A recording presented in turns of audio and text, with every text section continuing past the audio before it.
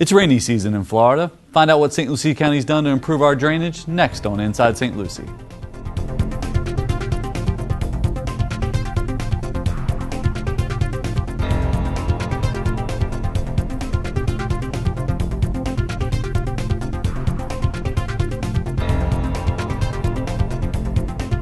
Hello and welcome to this edition of Inside St. Lucie, SLC TV's monthly government affairs show.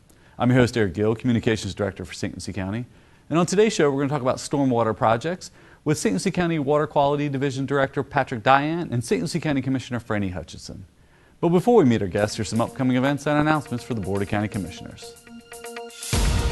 St. Lucie County Administrator Howard Tipton signed an executive order on July 15th requiring everyone in St. Lucie County to wear facial coverings when social distancing isn't possible to help slow the spread of COVID-19.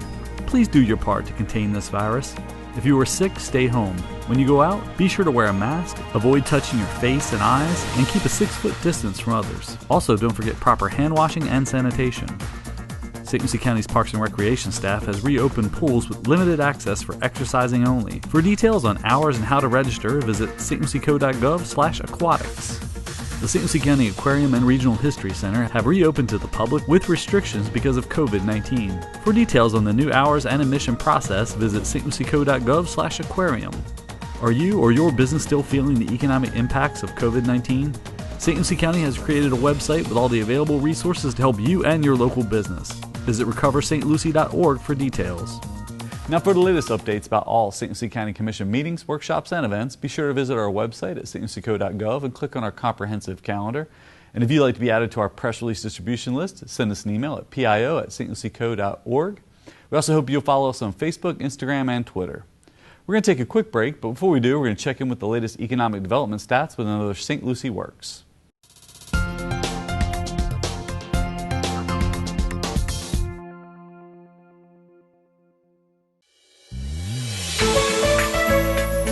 The COVID-19 pandemic continues to impact tourism.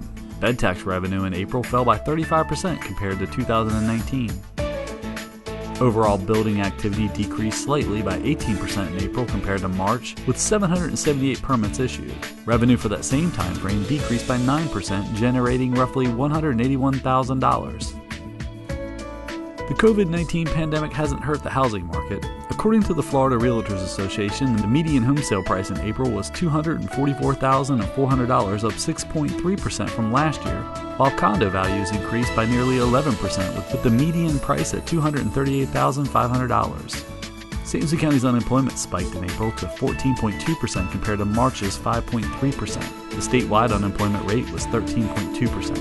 Because of the pandemic, the Treasure Coast region lost roughly 15,700 jobs, or 7.4% over the previous year, with the biggest losses in the leisure and hospitality industry. If you work for a local business looking for skilled or trained labor, be sure to contact the staff at CareerSource as they can assist your company with its recruitment and training needs. And if you're an individual looking for a job, they can help you as well. Visit CareerSource online at careersourcerc.com or call 866-4U2-HIRE. Welcome back to Inside St. Lucie. I'm your host, Eric Gill, and I'm joined by Patrick Diane, Water Quality Division Director, that's the right, I know your title's changed a little bit, but to simplify it for the folks, it's Water Quality Division? That's correct. Thanks for joining me, Patrick. Now, it is rainy season, so I'm sure you guys are getting a lot of calls. We are. Yes, we are. Yeah, we are in our rainy season, as you say. That's May through October is typically our rainy season, and we're getting a lot of calls about standing water and some people seeing some flash flooding after a rain event. It's perfectly normal. It's anticipated this time of year. We get about 52 inches of rain annually. And I've talked to some climate experts. They say while we're not getting more rain overall throughout the year, what we are seeing is that the storms are happening much more intensely. Okay. So you'll get a stronger downpour, and then you get several days of a drier kind of event, sure, and then another strong downpour. Now, after those kinds of downpours, you can expect to see some flash flooding. Our system might take on about 5 inches of rain. After that, it's going to be overtaxed, and it's going to take some time, 48, 72 hours sometimes, before the water recedes. We also use a lot of open swale and surface storage. It's very different than you might see in a downtown setting with underground piping. So having that standing water is expected, and it's part of the natural way that our system was built. Yeah, and when we talk about water quality division, a lot of people get confused. Sometimes they think it's tap water, but we're talking about, like you said, stormwater, rain, some of the natural canals and tributaries that we have here in the county. Correct. I appreciate you bringing that up. Yeah, if it's a drinking water issue, typically if you're on municipal water, that would be your utility provider. If you're on a private well, then that's something that you'd have to work out with a well contractor. But our water quality division manages a stormwater program for the county. So we maintain infrastructure like keeping the swales clean. We design and build new projects in older neighborhoods. We also manage development and redevelopment to make sure that they're complying with the new stormwater regulations from the state and from the federal government. Yeah, you mentioned redevelopment. I think that's one of the interesting things. Howard Tipton, our county administrator, talks about, Florida on the cheap. And you go back 100 years ago, a lot of this county probably was underwater, or at least had a lot more natural wetlands, and and it was drained to help encourage development and build here. So, but when we did that, we kind of upset the balance of the natural system. Yes, I've heard Howard, our county administrator, again say, the sins of the past are a lot of what we're paying for today. And so we've learned a lot about the way that Florida developed, and it was really done to drain all the wetlands that are out there straight to tide and long linear canals. And a lot of the work that we do today is to undo that failed mentality. We've learned a lot about how that changes the ecosystem in very dramatic ways. So we're learning to restore the floodplain, reconnect oxbows that were cut off from the channelization of canals, and also to add more surface storage in a lot of the neighborhoods that were developed prior to stormwater regulation. Sure. Yeah, it effectively got the water out of the way, but like you said, then the natural oxbows, for folks that don't know, those are those bends and turns in the canals. Right. Those things help slow the nutrients that are in the runoff and the sediment, so that it's not a straight shot into the Indian River Lagoon, and we don't get those algal blooms and loss of oxygen, which hurt the environment. That's absolutely correct. So in addition to removing the nutrients and the sediments that occur in the water, it actually restores some of the habitat for some of our natural species that are here. And the exotic species don't use those oxbows and those little channel edges as much as the exotic ones do. So it's much more helpful to restore on multiple benefits. And it isn't just the Water Quality Division doing a lot of this work. ERD, and I know you guys work with the Environmental Resources Department to help on some of the preserves that we own that are on those natural tributaries like the 10 Mile Creek and St. Lucie River. That's correct. We partner with groups like our Environmental Resources Department. We work very closely with the other sections of Public Works, like our engineering group and our Road and Bridge Department, which does a lot of the maintenance that's out there as well. So we're continuously coordinating with those groups to make sure that we're all having multiple benefits for projects. We were successful a few years. The voters supported a half-cent sales tax in 2018, and a portion of that went to stormwater. And I remember when we were doing the educational efforts and everybody said, improve water quality. Again, there were some folks that got confused with drinking water and tap water. And then the other question we'd get is, or you stop the Lake O discharges. And unfortunately, that's something we can't control or stop. And, but at least it gave us an opportunity to do some education. One of the things I find interesting is everybody talks about the natural flow of the lake down south, and a lot of people want to point the finger at Big Sugar, or but nobody wants to stop drinking sweet tea, especially me. So it's all about what we can do as an individual to change our own habits and environment. We zero-scaped our yard at our house. Rain barrels, things you can do and stop using fertilizer or overuse, especially this time of year, which we probably need to mention too. We do have a fertilizer ban, as do the other counties. Yes.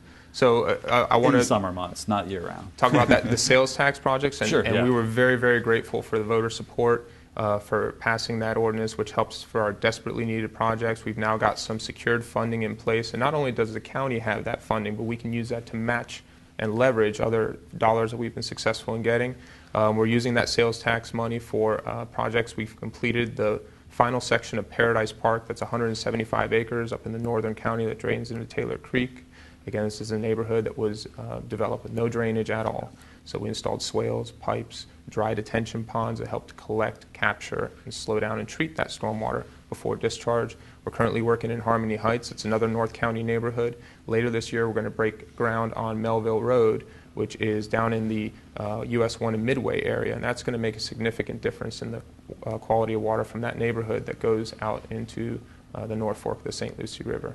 Talked about leveraging some funds. We've been grateful to get match money from the Indian River Lagoon National Estuary Program, the Department of Environmental Protection, and the state legislature. They've all used part of that sales tax money to help leverage those county dollars and build these projects. And that was one of the things we told people during the educational efforts. You know, you look back to what we did with the Environmental Resources Department, where we had a $25 million or $20 million bond, and we turned that into $75 million worth of land purchases. Because, you know, if you have the matching funds to go to the state or South Florida Water Management or the federal government, we have some seed money. We have projects ready to go. They're shovel ready, and that gets that done quicker. And when we've seen that with stormwater as well, right? Absolutely. Yeah. What are some of the future projects we got?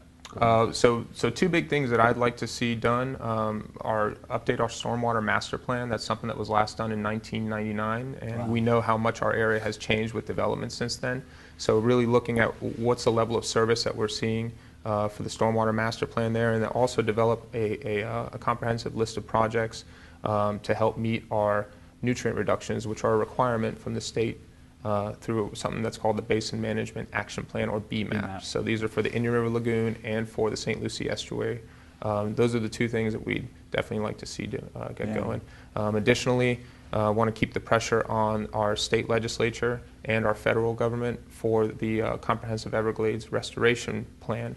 These are large western reservoirs that are designed and been authorized by Congress since 2007 to capture and detain the stormwater that's in those large sea canals, we call them, the 23, 24, and 25 in our area, that discharge much of the St. Lucie County's water into the lagoon and the estuary. So making sure we get those done. Yeah.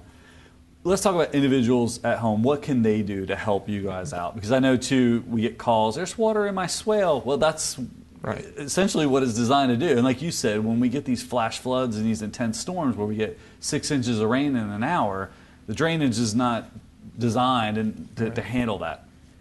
Right. Thank you for bringing that up. So there's simple things that we can do as homeowners.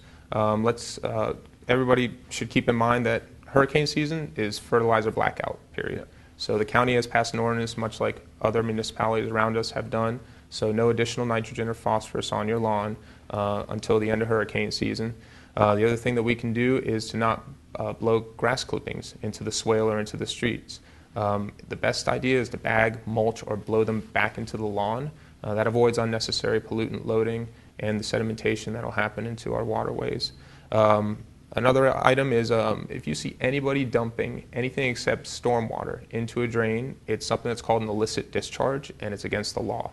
So if you see something like that, either go to our app, go to www.stlucieco.gov, or call our stormwater hotline, which is 772-462-1668, to report that anonymously. Awesome, yeah. And again, like you said, there's ways you can collect the water. Rain barrels. I know the Extension Office used to offer rain barrels to help water your lawn, because water conservation is also an important message in this too. And luckily, knock on wood, we haven't had some drought conditions in recent years. But I can think back where we had water restrictions, where certain people or certain numbered houses could only water on certain days, and we don't want to get to that point because we don't want to damage the aquifer that we're draining from. So other things that homeowners can do, if you have an irrigation system, please keep it maintained. Make sure you're not overspraying onto the driveways or the streets or those kinds of things. The right plant in the right place is another important element, and you can go to our Extension Office or our Environmental Resources Department can assist with that. There's a lot of resources out there to understand some of the native plants that you can plant that might not even need extra water. Those are two quick things that can be done. Make sure your roof downspouts are pointing into the grass and not directly onto your driveway. Those are small, painless things that any homeowner can do to help do their part to conserve and protect the water resources. Awesome. Patrick, real quick, we want to talk too. You mentioned Taylor Creek, and that's you see that in the summertime when you drive over South Beach Bridge. Day after a rain, you see that dark water coming out of Taylor Creek. Right. Some folks think, well, that's Lake Odo, but it's not. That's natural storm water just coming from western St. Lucie County. Correct. Lake Okeechobee discharges into the C-44 canal and into the South Fork of the estuary. When you drive over the bridge on Old Dixie Highway or US 1 and you see that brown water coming out of Taylor Creek, that's all from the northern part of the county. It comes down the C-25 canal and exits there. It is not Lake Okeechobee water. There is a connection there, but they don't pump it north Sure. to that location. So that's just our western lands. Now, that water is tannic. That's the reason it's stained. And there is, again, a reservoir that's on the SERP program for the federal government and the state government to partner to create a storage reservoir to help with that water cleansing. But that is not related to Lake Okeechobee. So our county needs some help as well. It's not just about the lake. That's Sure. a component. It's a huge problem, but there's other issues as well.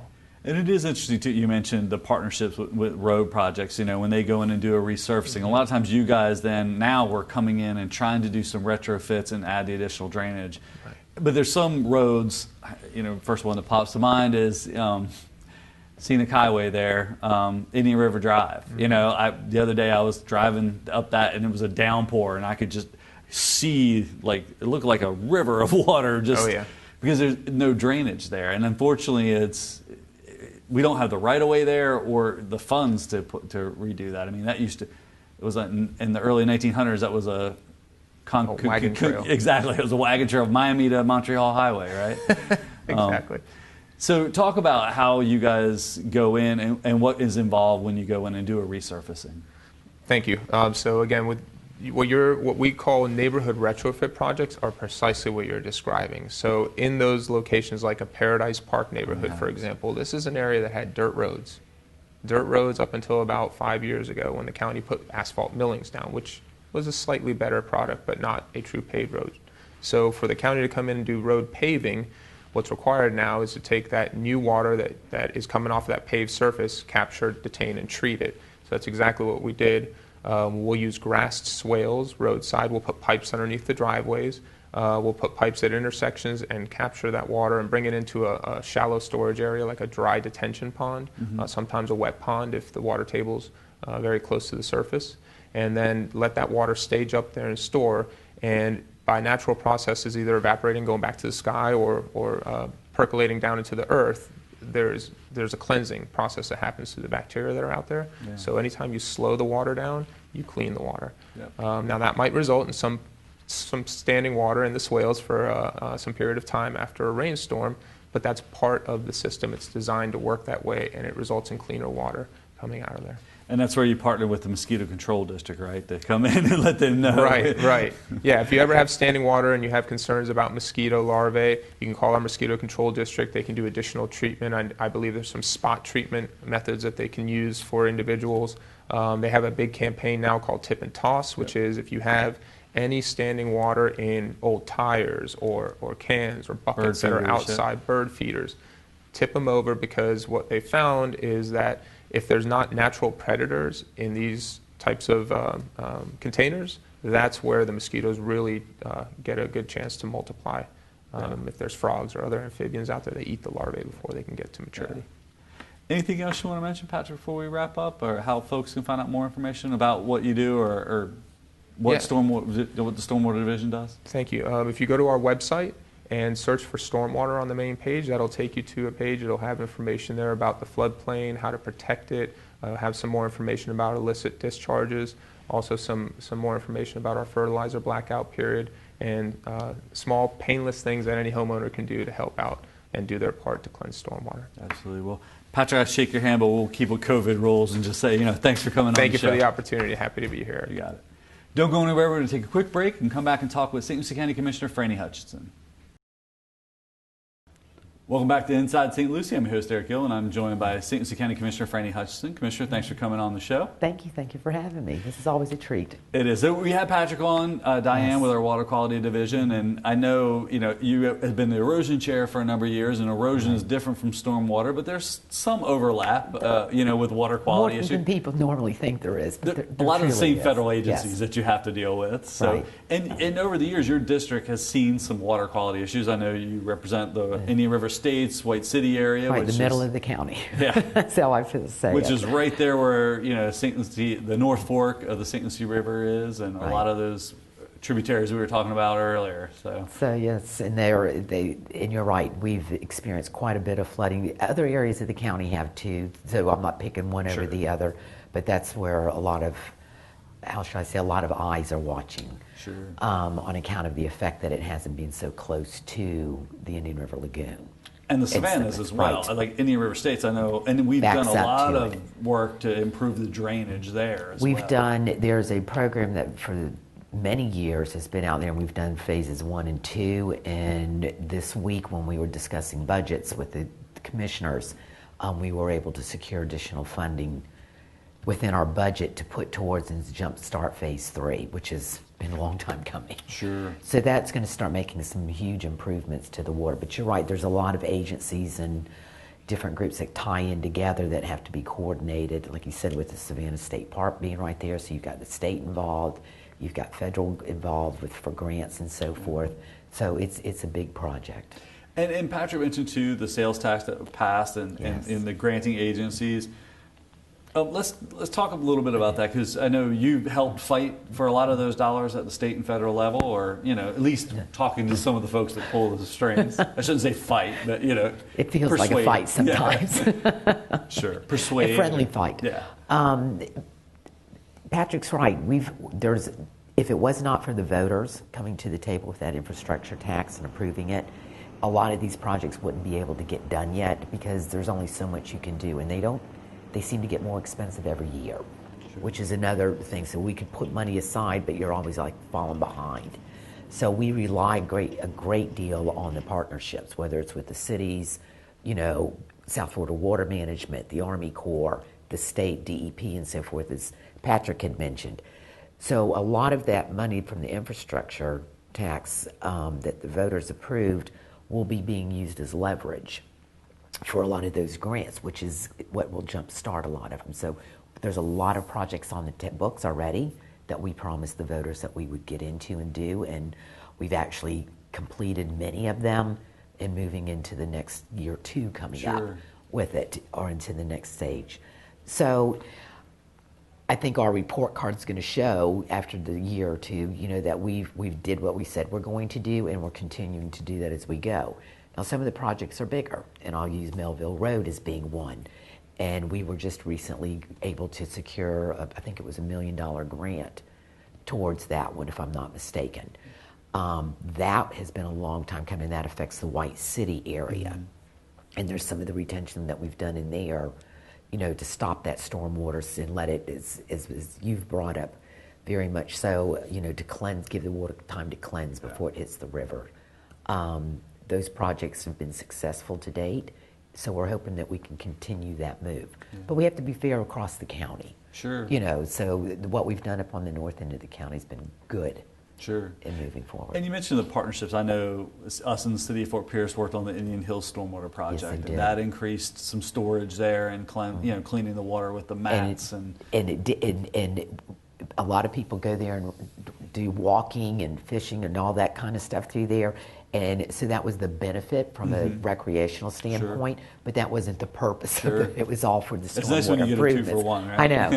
And that's what we try to do through all of our projects. Is there another side benefit we can help put in place with it? Yeah, and I know with the city PSL, we did Platts Creek with some extension, and there aren't as many recreational benefits there, but no, but it was an important part because it was a mitigation area that the county has used in the past. In Port St. Lucie had to do a lot of mitigation in regards to Crosstown. Mm-hmm.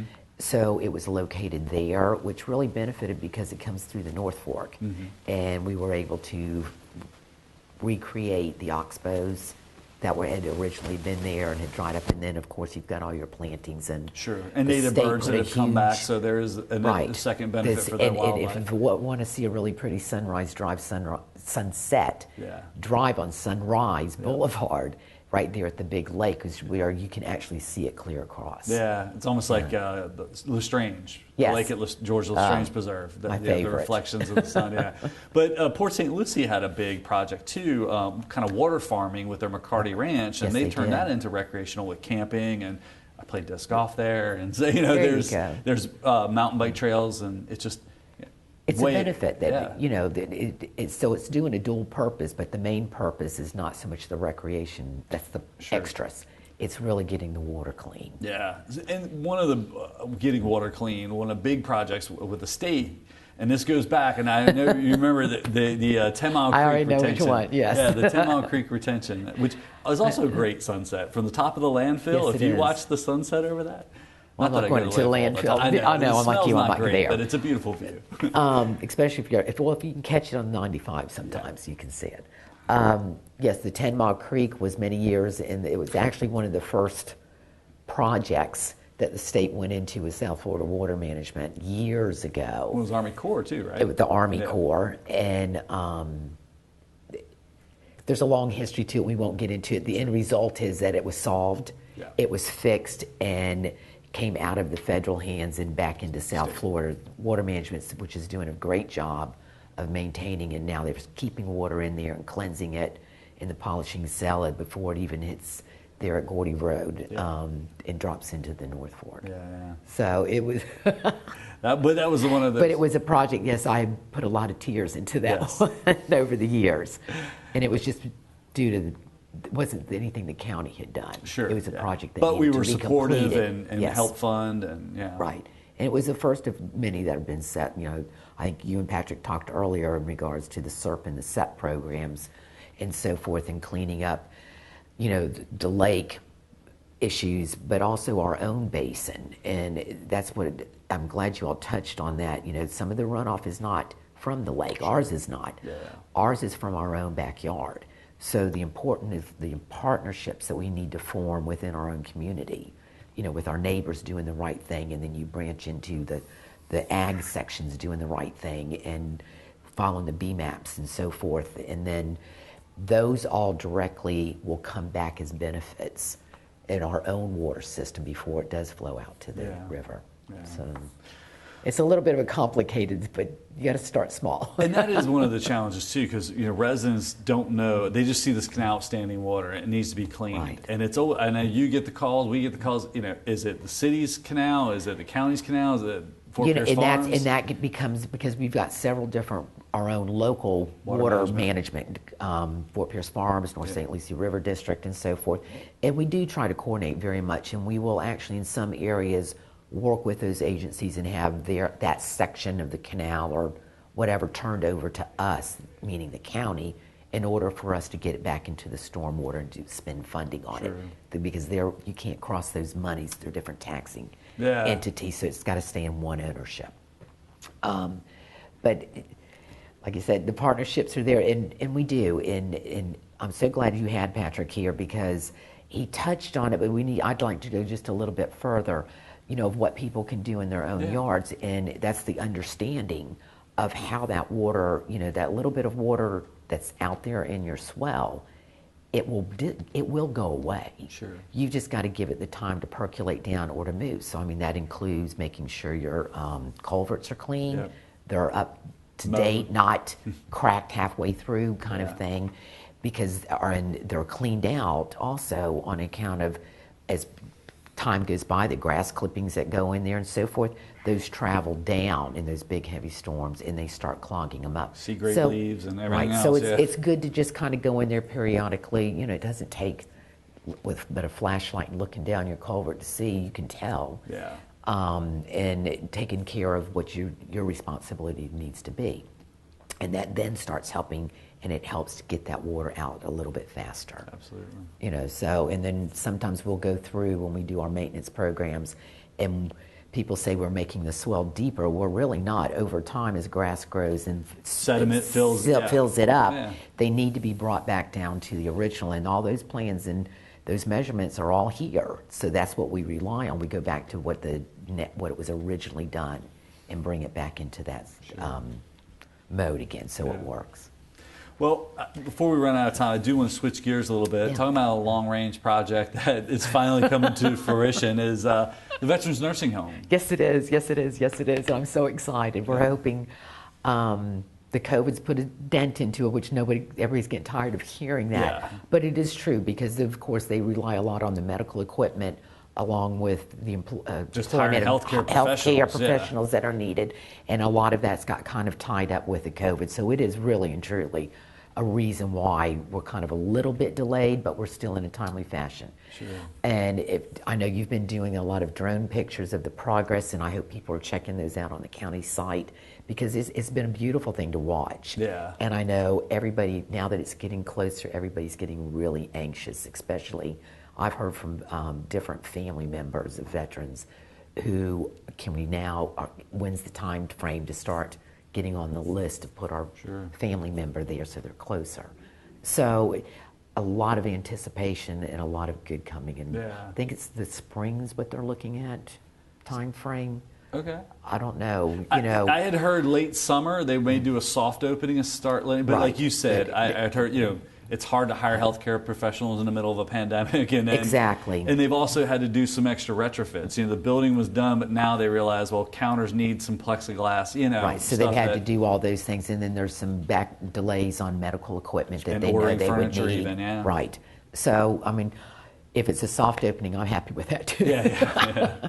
But I think you'll see a big. You'll see a one 6 years ago we got the notice that we were selected. We were in competition with 8 other locations around the state, 7 or 8. 7 or 8 of them. 7, I think it was. I think it was 7. You're right. Yeah. And then made the top 2 cuts. We made the top 2, and then the site visits. I remember walking through that in July and August, brutally hot, sweating to death, and handing out. Everybody's taking water bottles and laying them up next to them at the time. But it was a great location. The closest Veterans Nursing Home was 120 miles away, I think. Yes, that'll be like this, and this one will actually be specialized, unless they've changed it, which I've not heard of. Yeah.